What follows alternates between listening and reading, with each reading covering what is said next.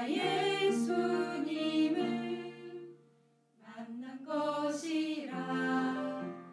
나의 평생에 가장 잘한 일은 내가 예수님을 주로 섬긴 것이라.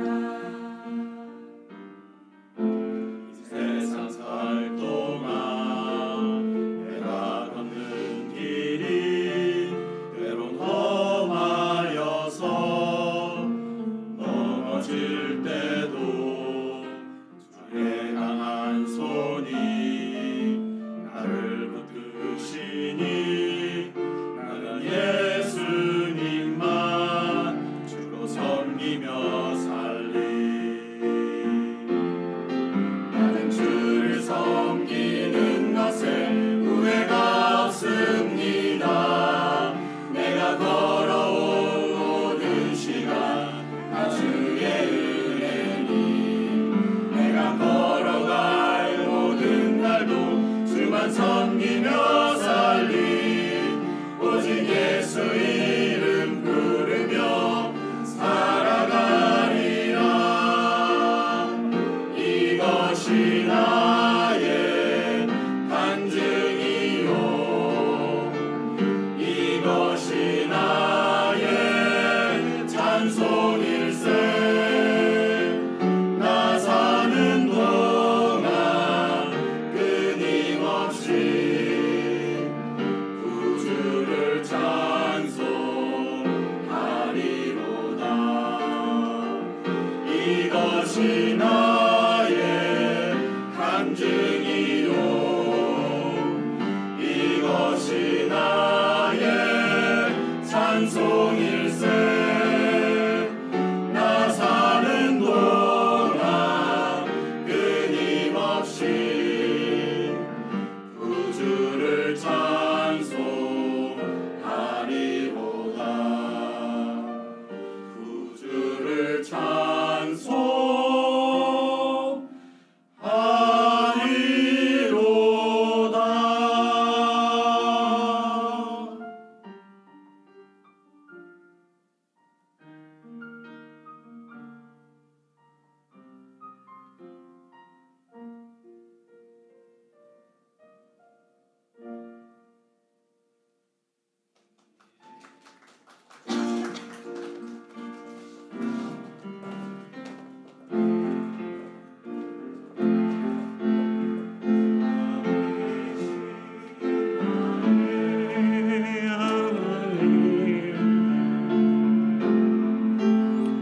내가 주를 높이고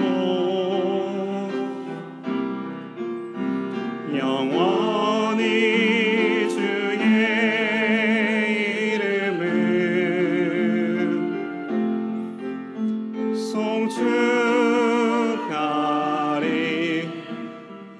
송축하리이다.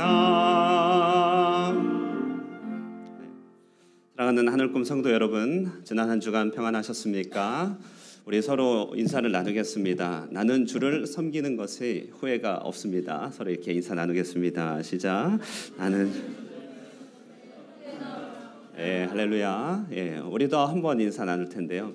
나는 하늘꿈을 통하여 당신을 섬기는 것이 후회가 없습니다. 인사 나누겠습니다. 시작. 할렐루야, 할렐루야. 네, 감사합니다. 우리 연이어 이틀 동안에 이제 전교인 미니 수련회입니다. 짧은 기간이지만 아주 농밀하게, 아주 깊게 서로를 알아가는 과정인 것 같습니다. 이 이틀간의 시간을 통하여 우리 서로를 더욱더 사랑할 수 있는 그런 믿음의 지식이 더욱더 깊어져 가기를 간절히 소망합니다. 이 시간에 우리 강사분 모실 텐데 어제 또 함께 시간 보내신 분들은 이 여러 강의를 통하여 익히 잘 아실 것입니다.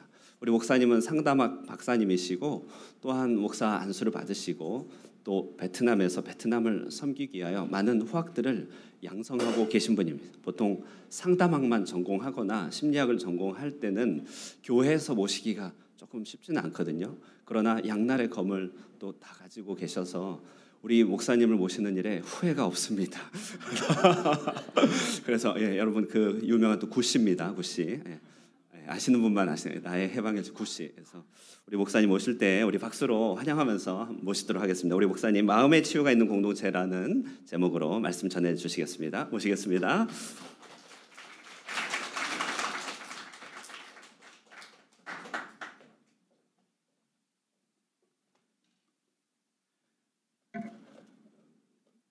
네, 여러분 제가 세계 공통되어지는 인사를 여러분들께 알려드리고 싶습니다. 제가 할렐루야 하면 여러분 아멘 하시면 되겠습니다. 할렐루야! 아멘. 할렐루야! 아멘. 네, 다 통하는 인사입니다. 네. 하나님께서 예비하신 은혜를 이 시간 우리에게 부어줄 줄 믿습니다. 이렇게 한번 인사했으면 좋겠는데요. 어제 뵙고 오늘 또 뵈니 두 배로 반갑습니다. 한번 인사할까요? 어제 뵙고 오늘 또 뵈니 두 배로 반갑습니다. 네, 오는데 얼굴이 다 아는 얼굴 이렇게 만나 뵈가 돼가지고 네, 너무 감사합니다.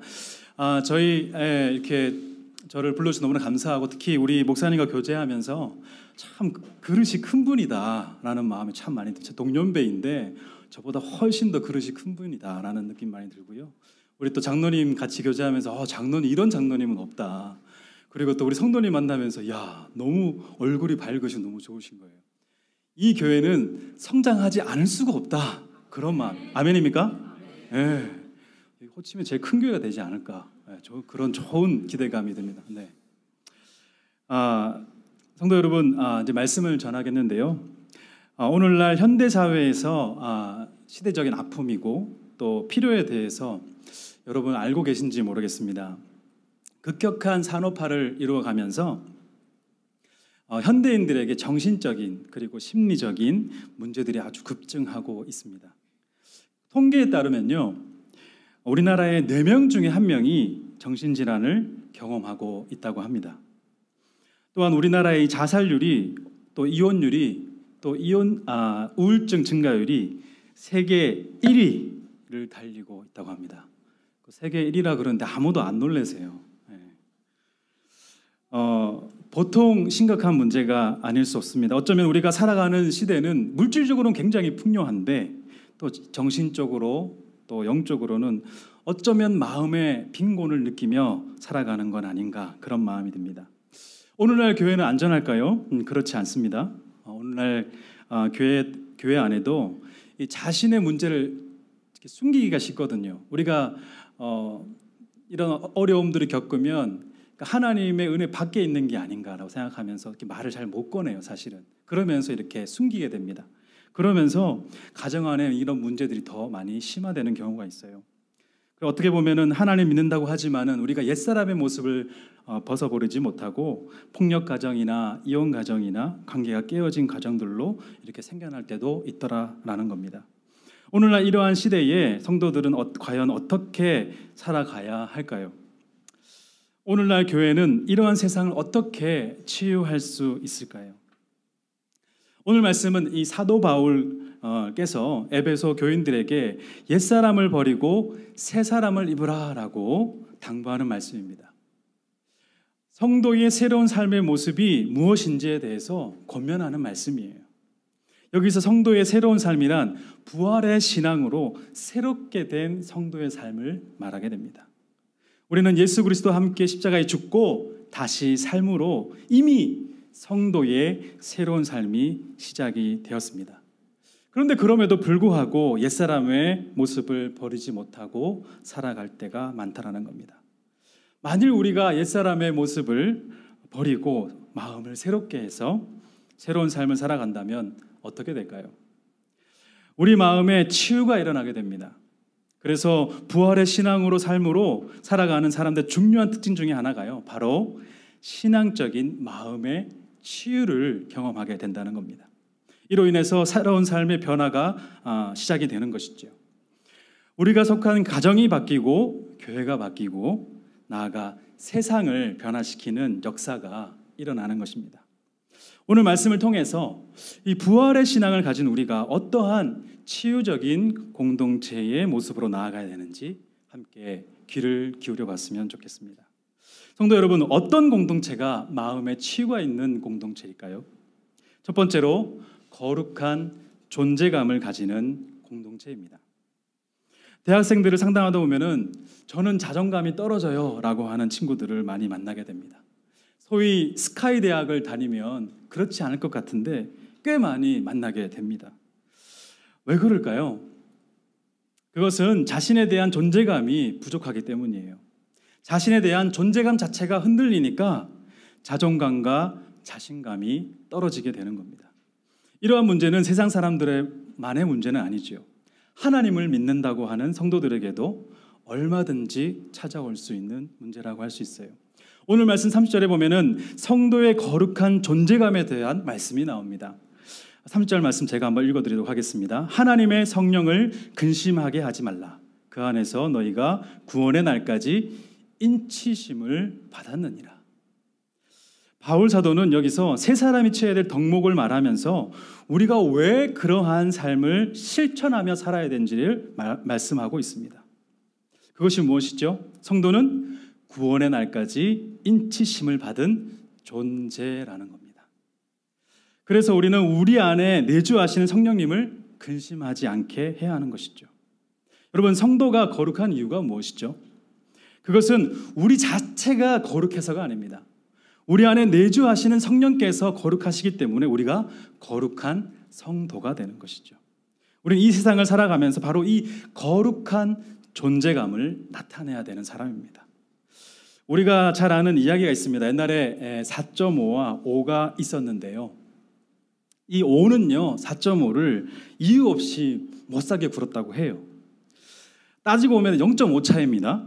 근데 막 윽박 지르고 그랬더니 4.5가 기가 팍 죽어서 그렇게 지냈습니다. 그러던 어느 날 방학을 마치고 돌아왔는데 그날도 어김없이 5가 4.5에게 빵 심부름을 시키는 거예요. 이 평소 같았으면 4.5가 눈썹을 휘날리면서 그 빵을 사왔을 것인데 그날은 왠지 딱 째려보면서 야, 네가 사와 이렇게 한 거예요. 갑자기 분위기가 싸해졌습니다. 그러자 5가 깜짝 놀라서 물어봤습니다. 야, 너 갑자기 왜 이렇게 변했냐? 그랬더니 4.5가 당당하게 말했다고 합니다. 야, 나 방학 때 점 뺐어. 여러분, 4.5가 점을 빼니까 뭐가 되죠? 45가 되는 거예요. 그러니까 더 이상 이 5한테 기죽어 살 필요가 없다는 말이죠. 우리 마음에 이 점 찍힌다는 것이 바로 이러한 겁니다. 부정적인 말, 비교하는 말, 평가하는 말, 이런 말을 부모님에게 듣고 자란 아이들은요, 자신이 45인 줄 모른다는 겁니다. 왜요? 마음에 점이 찍혀있기 때문이에요. 여러분 한번 따라해 보실까요? 마음에 점을 빼야 자존감이 생긴다.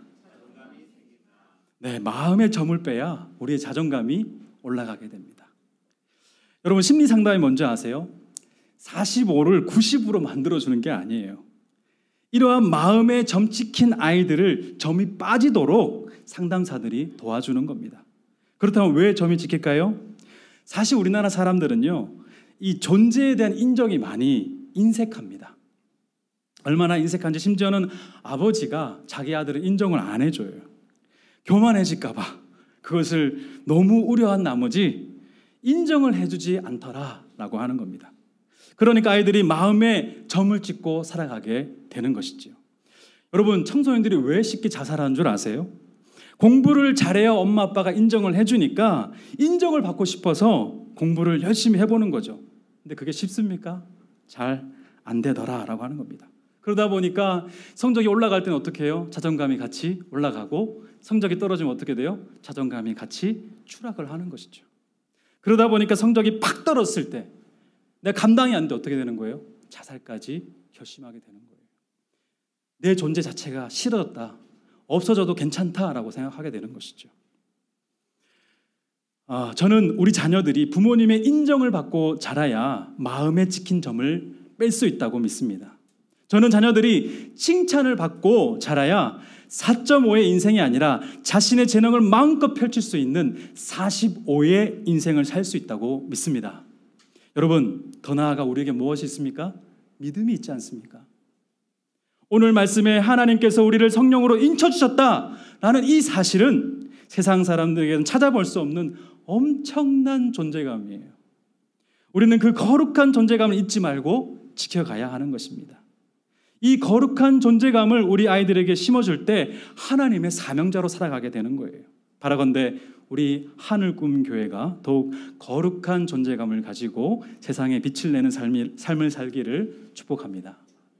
두 번째로요, 마음의 치유가 있는 공동체는요, 부정적인 감정을 잘 다스리는 공동체입니다. 이 공동체 관계 속에서 성숙한 사람이 누구일까라고 한다면은 이 부정적인 감정을 잘 다루는 사람, 그런 사람들이 아닐까 합니다. 성격적으로 좀 미숙한 분들은요, 대체로 보면 아무 때나서나 이렇게 화를 잘 내요. 그리고 막 버럭 화내고 본인은 가버리죠. 그러면 이제 남은 사람들끼리 너 때문이다 막 이러면서 막 이렇게 남아있게 되는 것이죠. 그런데 이게 주일날 그렇게 하고 헤어지고 나면 주중에 계속 생각나는 거예요. 아, 다음 주에 그분 어떻게 보지? 마음이 껄끄러워지는 것이죠. 이제 주일날 다시 만날 생각을 하니까 막 가슴도 두근거리고 마음이 불편해집니다. 그래서 이 고요 공동체에 치유적인 공동체로 가려면요, 무엇보다도 자신의 부정적인 감정을 잘 다스리는 것이 굉장히 중요합니다. 오늘 말씀 31절에 보면 뭐라고 합니까? 너희는 모든 악독과 노함과 분냄과 떠드는 것과 비방하는 것을 모든 악의와 함께 버리고 라고 말씀하고 있어요. 바울 사도는 성도의 새로운 삶을 대해서 권면하면서 이 우리의 부정적인 감정을 잘 다뤄야 된다라고 말씀하고 있는 겁니다. 여기 나오는 이 부정적인 감정은 모두 몇 가지죠? 5가지예요. 악독과 노함과 분냄과 떠드는 것과 비방하는 겁니다. 그런데 다른 것은 뭔지 대충 이해가 되는데 이 떠드는 것이 뭔지 좀 이해가 되지 않습니다. 떠들면 죄인인가요? 여기 떠드는 것은요, 원어적인 의미가 뭐냐면 단순히 이렇게 떠드는 것이 아니라 고함치는 것을 말하는 거예요. 서로 목소리가 점점 커지면서 고함을 지르면서 말싸움이 막 벌어지기 시작하는 것이죠. 바울 사도는 이 5가지에 대해서 말하면서 모든 악의와 함께 버려야 한다라고 말하고 있습니다. 사실 우리가 이게 버리는 게 쉽지가 않아요. 그런데 우리가 버리기 위해서는요, 먼저 이 부정적인 감정을 다룰 수 있어야 합니다. 왜냐하면 이 내면의 깊은 곳에부터 올라오는 이 부정적 감정을 잘 다루지 못하면 쉽게 그 감정에 휘둘리게 되어 있는 거예요. 결국 그 감정을 버린 데까지 나아가기는 어렵게 되는 것이죠. 여러분, 이 5가지의 감정의 단어들의 공통점이 무엇일까요? 그것은 바로 그 사람의 내면에 깊이 분노가 쌓여 있다라고 하는 겁니다. 사실 화를 내지 않는 사람은 없어요. 다만 이게 언제 폭발하느냐가 관건인 것이죠. 그래서 성격이 좀 급하신 분들은 버럭하고 이제 화를 잘 내시고, 좀 참는 분들은 화 안 냅니까? 화 내죠. 참다가 그냥 확 또 분출하게 되는 것이죠. 그러니까 이 화를 내는 시점만 다른 것이지 화를 내지 않는 사람은 없더라라고 하는 겁니다. 그래서 이 겉으로 분노가 표현되기 이전에 이 내면에서 어떻게 분노를 다스릴 것인가가 관건입니다. 제가 예를 한번 들어보도록 하겠습니다. 여러분들 집에 물 끓이는 주전자가 있죠. 한번 상상해 보세요. 떠올려 보세요. 이 주전자에 물을 끓고 몇 분 끓이면 어떻게 되죠? 부글부글 소리가 나면서 흰색 연기가 싹 올라오게 됩니다. 그러면서 뭐가 들썩거리죠? 그 뚜껑이 들썩거리죠. 또 어떤 주전자는 무슨 소리가 나죠? 삐익 하는 소리가 나죠. 여러분, 어떤 사인이 온 거죠? 물이 팔팔팔 끓고 있다라는 사인을 보내고 있는 겁니다. 여러분, 그럼 어떻게 하면 되죠? 우리는 그 뚜껑을 열고 안을 들여다보면서 불을 조절하면 되는 것이죠. 마찬가지예요. 우리의 내면에 분노가 올라온다는 것은요, 내 속이 지금 부글부글 끓고 있다는 거예요. 사인입니다. 그러면 무엇 때문에 내 속에 끓고 있는지 우리의 내면의 감정을 들여다봐야 되는 것이죠. 그렇게 해야 우리의 분노의 감정을 다룰 수가 있습니다. 여러분 한번 따라해 보실까요? 분노의 감정은 내면을 돌아보라는 신호이다. 여러분, 분노의 감정은요, 우리 자신의 내면을 돌아보라는 신호입니다. 그동안 내 감정에 무심하거나 지나치거나 억압하거나 했다면요, 이제는 내가 돌아봐야 될 때가 온 것이죠. 재작년쯤에 있었던 일입니다. 어느 날 우리 아이들이 이렇게 옹기종기 모여 식탁에서 공부를 하고 있었는데, 그 당시 우리 첫째 아이가 중학교 때 있던 것 같아요. 저에게 수학을 딱 물어보는 겁니다. 아빠, 이거 좀 가르쳐 주세요. 뭐 제가 어린 애들 뭐 수학인데 뭐 어렵겠어 하고 딱 봤는데 모르겠는 거예요. 이 학습지에 뭐 심화 학습인가 막 이렇게 되는데 요즘 막 스토리식으로 막 돼가지고 더 모르겠는 거예요. 그래서 제가 딱 잡아떼고 귀찮다고 하면서, 야 아들아, 엄마한테 한번 물어봐 겠습니다. 그랬더니 얘가 딱 하는 말이, 에이 아빠 모르죠, 딱 이러는 거예요. 제가 자기한테 딱 무시를 하는 거예요. 그때 이제 옆에 있던 둘째, 셋째도 막 속으로 크크거리면서 소리가 막 들기 시작하는 겁니다. 그때 제가 막 뚜껑이 확 올라오는 거예요. 야, 너 방금 뭐라 그랬어? 엄마한테 가서 물어보라고 했잖아. 그랬더니 우리 큰아들이 딱 이러는 거예요. 아빠, 이게 그렇게 화내실 일은 아닌 것 같은데요. 그랬더니 제가 막 뚜껑이 이제는 확 열리는 거예요. 야, 너 지금 방금 뭐라 그랬어? 어디 아빠한테 그런 말을 해? 순식간에 집안 분위기가 찬물을 끼얹 듯이 설렁해졌습니다. 둘째는 형이 혼나고 있으니까 어떡해요? 자기도 혼날까 봐 이렇게 공부하는 척 막 하고 셋째 딸은 그 눈이 크거든요. 그 큰 눈에 눈물이 이렇게 그렁그렁 맺히는 거 놀래가지고, 그것을 보는 순간 내가 왜 이랬지? 라는 생각이 들었습니다. 별것도 아닌데 내가 왜 이랬지? 내가 왜 이렇게 화가 났지? 저는 좀 마음을 추스리기 위해서 제 방으로 들어갔습니다. 그래도 제가 상담을 공부했던 사람이니까 배운 것도 있고 좀 곰곰이 한번 생각해 봤어요. 갑자기 왜 내가 뚜껑이 열렸지? 그때 불현듯 지나가는 기억이 하나가 있었습니다. 어린 시절에 제가 큰아이만 할 때 저희 아버지에게 수학을 물어봤습니다. 그때 상황이 굉장히 유사했어요. 제가 수학을 잘 몰라서 아버지에게 물어봤는데 우리 아버지가 건들지도 못하시는 거예요. 한참을 낑낑대고 계시는 거예요. 그래서 저도 모르게 그랬죠. 아빠, 이것도 몰라요? 그랬더니 아버지가 갑자기 화를 버럭 내시면서, 너는 학교에서 뭐 배웠냐 이러시더면서 옥상으로 따라오라는 거예요. 네. 에이 장난이겠지 라고 생각하고 옥상에 따라갔습니다. 그랬더니 주변을 두리번두리번 살면서, 그때 죽도가 딱 있었거든요. 죽도를 딱 잡으시더니 엎드려 뻗치셔놓고 두 대를 세게 팍팍 때리시는 거예요. 정말 아팠습니다. 이전에 아버지한테 그렇게 제가 맞아본 적이 없었거든요. 엄청난 충격이었어요. 세상에 믿을 사람이 아무도 없구나, 이런 생각이 들었습니다. 그때 저희 아버지가 전 너무 무서웠어요. 말도 못하고 갑자기 맞고 나니까 억울하기도 하고 당황스럽고 막 수치심에 모멸감까지 막 느껴졌습니다. 여러분, 그 이후로 제가 수학을 잘했을까요? 못했을까요? 여러분의 상상에 맡기겠습니다. 중요한 것은요, 그때 그렇게 생긴 아버지에 대한 부정적인 감정을 깊이 내가 묻어두었는데 10수년이 지난 그때에 이 비슷한 상황에서 확 하고 올라온 거예요. 그러면서 반사적으로 이 감정을 숨기기 위해서 이 겉으로 버럭 화를 내게 됐더라라고 하는 겁니다. 저는 그것을 깨닫고 이 악순환을 끊어야겠다라는 생각이 들어서요, 그래서 아이들에게 사과하는 것이 굉장히 부끄러웠지만은 아이들에게 솔직하게 사과를 했습니다. 사실은 아빠가 이렇게 화낼 일은 아닌데 어린 시절에 이런저런 일들이 있었어. 그러다가 예성이가 갑자기 에이 아빠 모르죠 라고 할 때 아빠가 창피하기도 하고 수치심을 느꼈어. 얘들아, 아빠가 화내서 미안해 라고 했습니다. 그랬더니 이 아이들이 그 사과를 받아주는 거예요. 그리고는 저희 셋째 딸은 저를 이렇게 꼭 이렇게 안아주더라고요. 여러분 어떠세요? 혹시 저와 같은 비슷한 경험이 있지 않으십니까? 여러분, 참지 못하고 화를 내게 되는 지점이 어느 부분인가요? 누구에게나 아픔의 경험이 있고요, 치유받아야 될 그 사건이 있을 수가 있습니다. 더욱이 어린 시절에 트라우마 같은 상처를 많이 받은 사람이라면 이러한 아픔들이 더욱 크게 남아있을 수 있습니다. 그러나 중요한 것은요, 이것이 끝이 아니라고 하는 거예요. 다시 시작할 수 있는 기회가 있습니다. 무엇일까요? 그것은 현재 일어나고 있는 분노의 감정에 휘둘리면서 내가 살아가는 것이 아니라 자신의 깊은 내면을 내가 돌아보면서 이 부정적인 감정을 잘 다스리는 겁니다. 그렇게 할 때 진정한 치유가 일어나게 되는 겁니다. 우리 하늘꿈 교회도 공동체도 이 부정적인 감정을 잘 다룰 때 더 큰 치유와 회복이 일어날 줄 믿습니다. 아멘입니까? 네.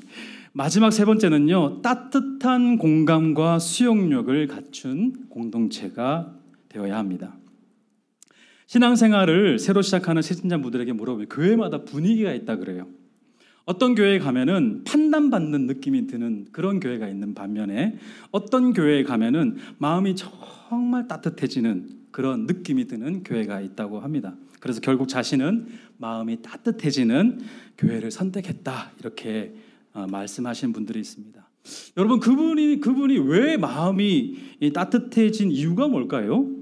그것은 바로 이 성도님들과의 만남 속에서 따뜻한 수용과 공감을 경험했기 때문입니다. 오늘 말씀 32절에 보면은 공감과 수용에 대한 말씀이 나옵니다. 32절입니다. 이거 같이 한번 읽어볼까요? 32절 말씀. 네, 같이 한번 읽어보도록 하겠습니다. 시작.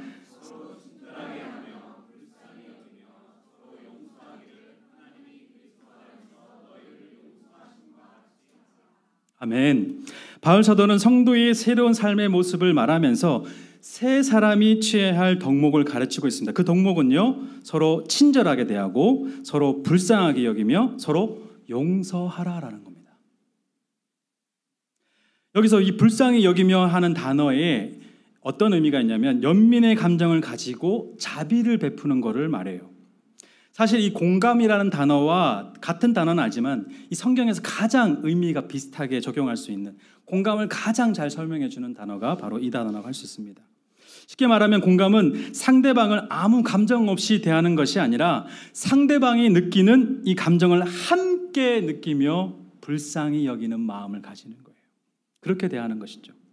제가 공감에 대한 이해를 돕기 위해서 한번 예를 들어 보이도록 하겠습니다. 여러분, 엘리베이터 비유인데요. 상담 훈련 받을 때 이 훈련을 많이 합니다. 우리의 마음의 엘리베이터가 있다고 한번 여러분 상상해 보십시오. 지상층으로 한 높이가 한 10층 되어지는 그런 높이의 빌딩입니다. 또 지하로도 한 10층까지 내려가는 그런 빌딩입니다.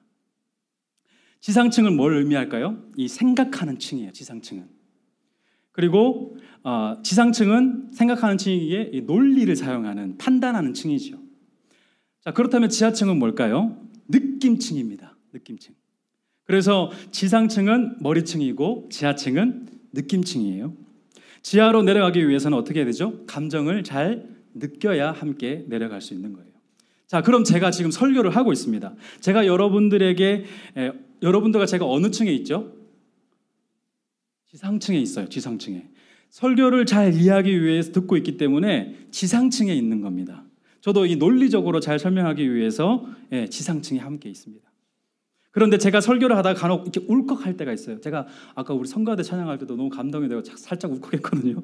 막 참고 올라왔는데 이 소외된 분들이나 마음 아프신 분들을 이야기를 하다가 저도 모르게 눈물이 약간 왈칵할 때가 있습니다.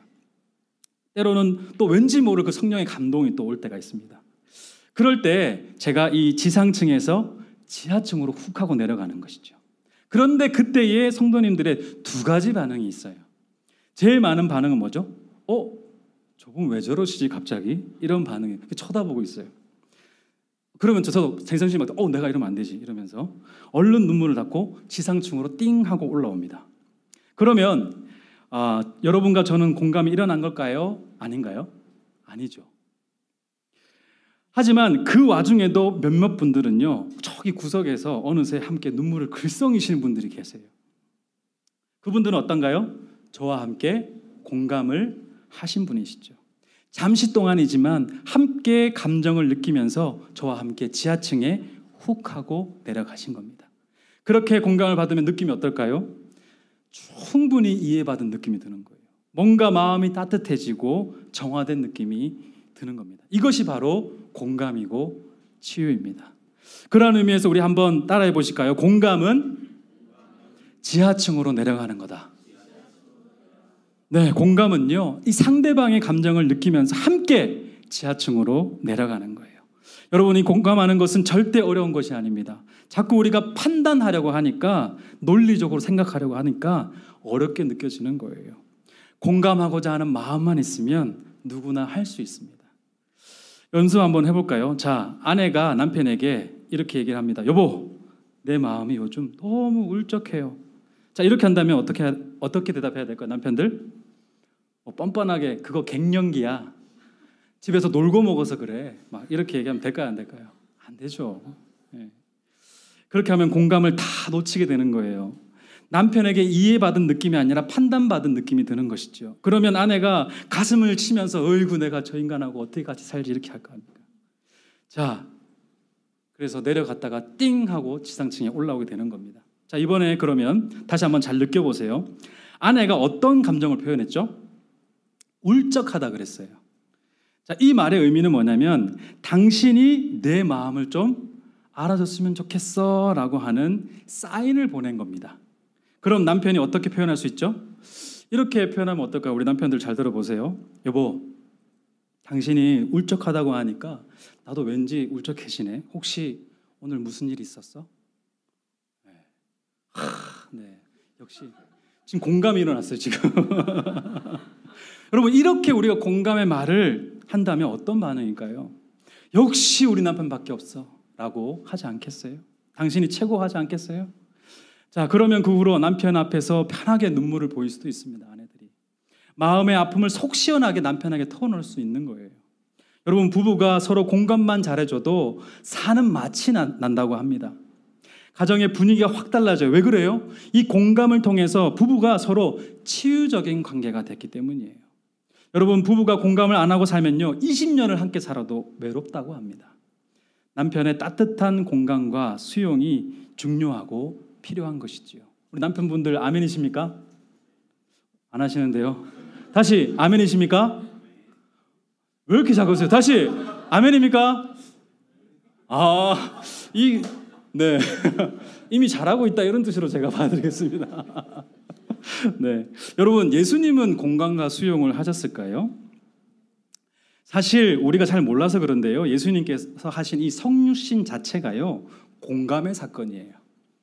하나님의 아들이신 예수님께서 죄인인 우리를 위해서 엘리베이터를 타고 우리의 마음에 내려오신 거예요. 왜 그렇게 하셨을까요? 하나님께서 저 하늘 높이에서 우리를 향해서 너희를 너무나 사랑한다 라고 아무리 외쳐도 느끼지 못하니까 예수님을 이 땅에 보내신 거예요. 우리가 하나님의 사랑을 충분히 느낄 수 있도록 보내주신 것이죠. 요한복음 3장 16절에 보면 뭐라고 하죠? 세상을 이처럼 사랑하사 누구를 보내셨다고요? 독생자 예수 그리스도를 아낌없이 보내셨다라고 합니다. 우리가 부활의 신앙으로 살아간다면 이 사실을 아무 느낌 없이, 감정 없이 교리로만 받아들여서는 안 되는 겁니다. 하나님께서는 우리를 정말로 살아가시기에 그 아들을 아낌없이 우리에게 보내주신 것입니다. 하나님의 공감 사건이 일어난 것이죠. 그렇게 이 땅에 오신 예수님께서는 어떤 삶을 사셨죠? 제 아들을 데리고 두루 다니시면서 죄인들과 병든 자, 소외된 자를 만나면서 치유하시고 마지막에는 십자가로 우리의 죄를 용서해 주셨습니다. 그래서 오늘 말씀의 32절에 보면 서로 친절하게 하며 불쌍히 여길 뿐만 아니라 서로 용서하기를 하나님이 그리스도 안에서 너희를 용서하신 같이 하라 라고 말씀하고 있습니다. 우리가 상대방을 바라볼 때에 판단하기 시작한다면 절대 용서할 수가 없어요. 하나님께서 우리가 죄인 되었을 때 용납을 하신 것처럼 우리도 용서할 수 있어야 합니다. 물론 용서가 말처럼 쉬운 것은 아니에요. 그러나 그것이 우리가 주 안에서 감당할 수 있는 용서라면 우리가 인색하지 말아야 합니다. 용서는요, 이 영적으로 보아도 우리가 하나님 편에 서서 한번 느껴볼 수 있는 가장 신비한 영역이에요. 우리가 용서하기가 얼마나 힘든가를 경험하면서 하나님께서 이렇게 어려운 용서를 우리에게 베풀어 주셨구나 하는 것을, 그 십자가의 용서를 우리가 깨닫게 되는 것이죠. 그래서 관계 가운데 서로 용서할 때 공동체 안에 엄청난 치유와 회복이 일어나게 되는 것입니다. 우리가 평생 잊을 수 없는 이 십자가의 용서 사건을 통해서 공동체 안에 계속해서 누리게 되는 것이죠. 그 첫걸음이 뭡니까? 공감과 수용입니다. 우리 가정도 우리 교회도 공감과 수용을 할 때 하나님의 진정한 치유를 경험하게 될 줄 믿습니다.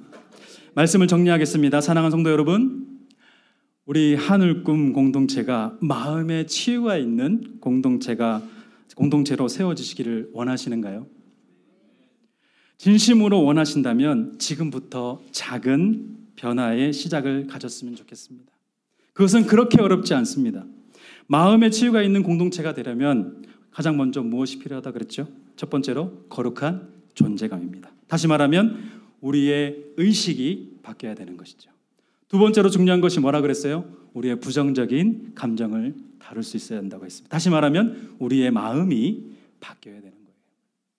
마지막으로 중요한 것이 뭐라 그랬습니까? 공감과 수용할 수 있는 말이 필요하다 그랬습니다. 이것은 무엇이겠어요? 우리의 언어가 공감적으로 변해야 된다는 것입니다. 여러분, 이것이 바로 우리 공동체를 치료하고 변화시키는 힘입니다. 오늘 이 말씀처럼 우리의 의식과 우리의 마음과 우리의 언어가 그렇게 변한다면 우리 공동체에 어떤 일이 일어날까요?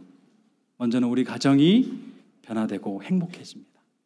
그리고 우리 가정이 속한 교회 공동체가 변화되어서 행복해져요. 그렇게 되면 더 나아가서 이 세상을 변화시키고 치유할 수 있는 은혜가 있지 않을까요?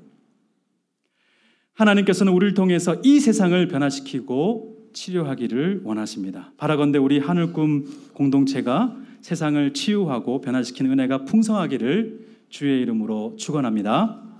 아멘.